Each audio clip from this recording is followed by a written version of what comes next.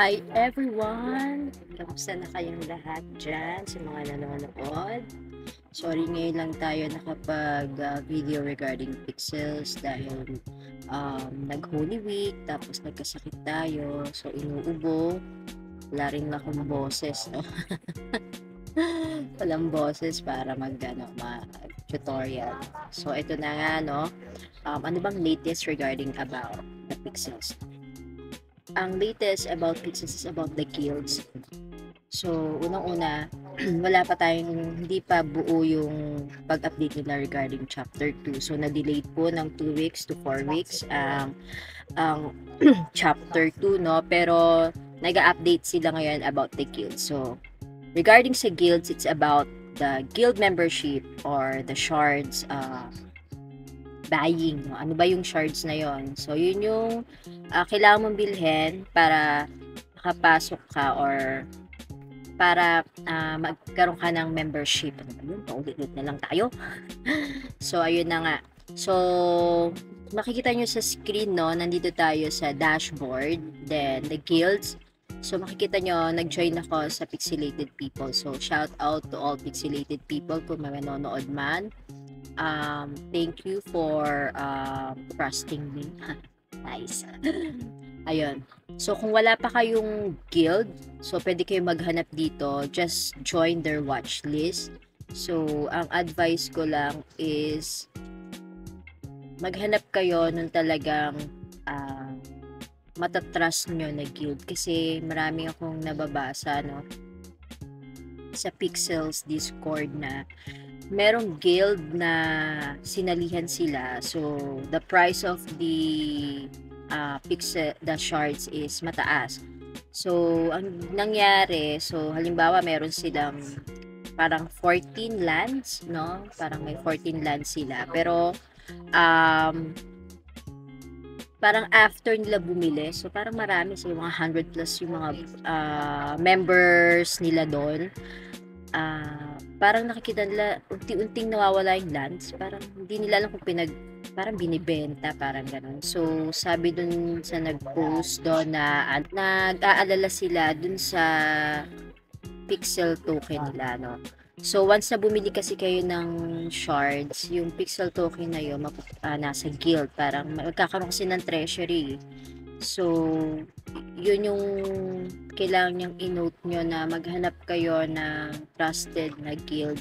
Kung gusto nyo naman, marami kayong kaibigan na naglalaro ng pixels, pwede naman kayong gumawa ng guild kasi ang alam ko, mamimigay, magpaparaffle ng lands ang pixels, sila Luke. Try to research, no, kung sino talaga yung trusted na guild na pwede nyo salihan. So, ano nga ba tong price na to, no? Ba't yung iba ang lalaki? Nagkaroon kasi ng whitelisting. So, if you are in whitelisted sa isang guild, pwede kang bumili sa kanila ng low price. Okay? Kasi nung una nagbukas to, napasama tayo sa whitelisted ng Pixelated People. So, nabili ko lang yung guild membership or yung shards ng 50 pixels. Okay? So, yung iba, nagkaroon kasi kami ng tier 1. Yung tier 1, yung bibili ng mura. Yung tier 2, yun naman yung bibili ng shards regarding sa ng shards na ang price is about the bonding curve. So, what is the bonding curve? So, ang ibig sabihin nun, once na may bumili ng shards or guild membership, tataas yung price. Okay? So, mas maganda na maghanap kayo yung medyo kakaunti pa, no? Pero trusted, ha? Kakaunti pero trusted. Na tulad nito, kung makikita nyo, no? May 448. So, maraming sumali sa kanila. Maraming sumali kasi tumataas yan. Isang araw, yung price ng shards namin is 188. So, bakit bumaba? Bumababa yan if the shards ay binenta ng isang member. So, kahapon lang na open na nag-update na pwede nang magbenta ng shards, no? So, pwede ka na bang bumili ng shards ng maramihan? Pwede kang mag-hold ng shards. Sabi naman nila, pwede. Pwede mo rin siyang ibenta. Pero ang sabi naman nung aming mabait na leader, no? So, okay lang naman daw. Okay lang naman sa kanya na ibenta yung shards, no? Kasi baka kailangan ng pera, 'di ba? So, wala sa kanya 'yon. So, kaya super duper over talaga, super bait, super galante yung leaders namin, and all the members is very approachable, no? So, kung wala pa kayong guild, you can message me sa Facebook ko. Bibigay ko sa inyo yung Discord link kasi kailangan mo nang sumali sa Discord link before you can join the guild. So, pag naka-join na kayo sa Discord link, maging active lang kayo, no? Kasi there's a Discord leveling sa Pixelated People. Maging active lang kayo. Super bait lahat ng tao doon. Maraming pa-event, no? Marami silang pa-event, lalo na pag pumasok ang chapter 2, marami silang pa-event, lalo na sa mga shards holder, no? So, kahit nga wala pang chapter 2, tsaka wala pa yung guilds nung sumali ako, meron na silang mga pa-events eh. So, hindi pa ako masyado nung naging active nung nagkaroon na ng humor about guilds. So, talagang nag-active ako, sumasali ako sa event, active, naging in-approach ko lahat nung mga member doon. Ngayon, medyo yung iba nakaka-close ko na, isang leader close ko na rin. Halo-halo naman yung member doon, no? Pero feeling ko mas marami mga Pinoy. Can message me sa Facebook page ko regarding the Discord link if you want to join the Pixelated People. Okay? So, dun sa mga nagsasabi na goodbye, P2P, hindi yun totoo kasi sabi ni Luke, kailangan din ng game ng mga free-to-play. Mabibigyan pa rin kayo. Ang gusto lang kasi ni Luke is makita niya yung mga free-to-play na player na naglalaro talaga. Mabibigyan pa rin naman kayo kasi na-observe ko, if you level your skills or grinding, mag-grind kayo to level your skills, parang nabibigyan ako ng pixels eh. So, kahapon, siguro 2 consecutive days na, although nag-grind naman ako, pero hindi pa siya nagle-level up kasi matagal talaga mapa-level up every skills. So, nag-grind ako for 2 days, pero nag-deliver pa rin naman ako ng task. So, VIP ako, no? Wala pa rin akong token. So, nagpa-level up naman ako nung mga 2 consecutive days din na wala akong pixels.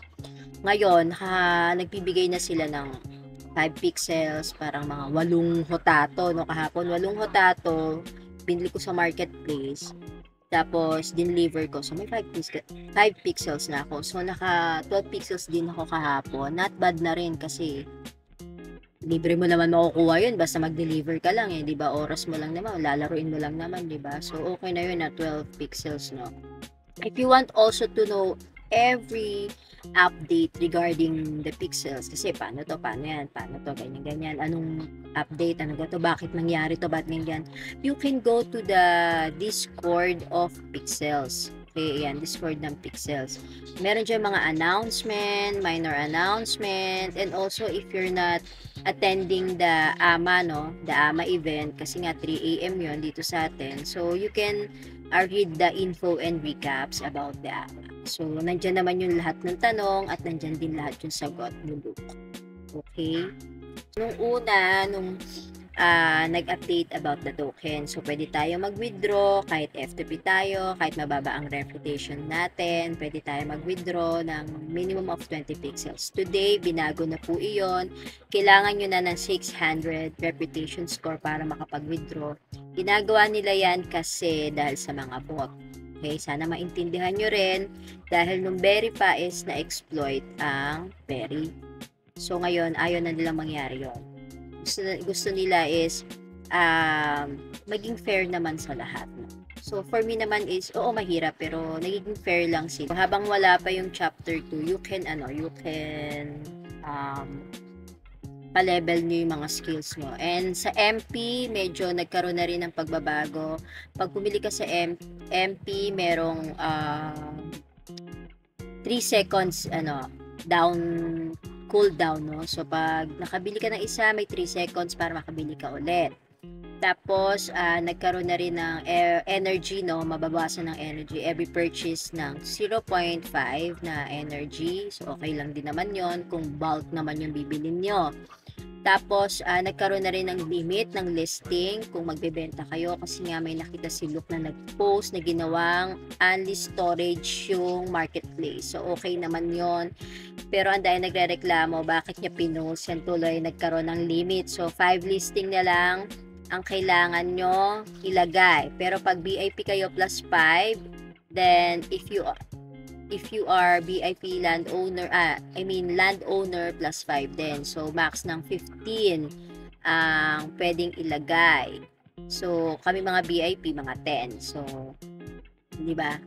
Pero okay din naman yon kasi nga, nakakaloka talaga yung nag-post na yon. Nag-post siya sa Twitter. Kung may Twitter ka, hanapin nyo nandun. Makikita nyo. Pinost niya nga talaga. As in, ang dami. So, ako rin ginawa ko rin storage yan, no? Yung candy cane.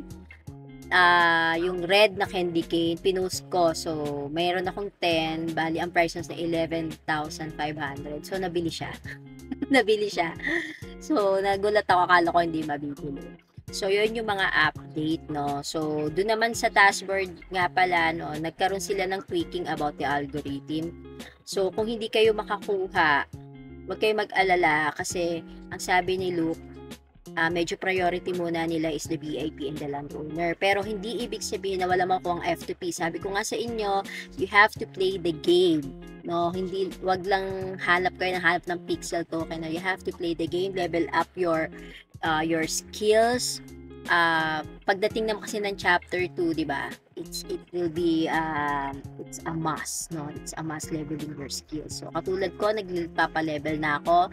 Level your cooking at level 26. Trust me. And the winery, sobra, trust me rin. So gawan nyo na lang ng mga strategies kung paano kayo magkakaroon ng Andy coins and Andy energy. So bibigyan ko kayo ng tutorial about it, pero siguro applicable yon sa medyo mataas na yung reputation, like 500. So you can buy and post na rin, di ba, sa pag meron ka 500 reputation. So pataasin nyo, may mga quest dyan, super quest, there's a 300 reputation scores, okay? So, hanggang dito na lang po muna ang aking tutorial. Thank you very much for watching my videos. Sa mga hindi pa nag-subscribe, please subscribe, like, and share this video. So, God bless you all. Bye!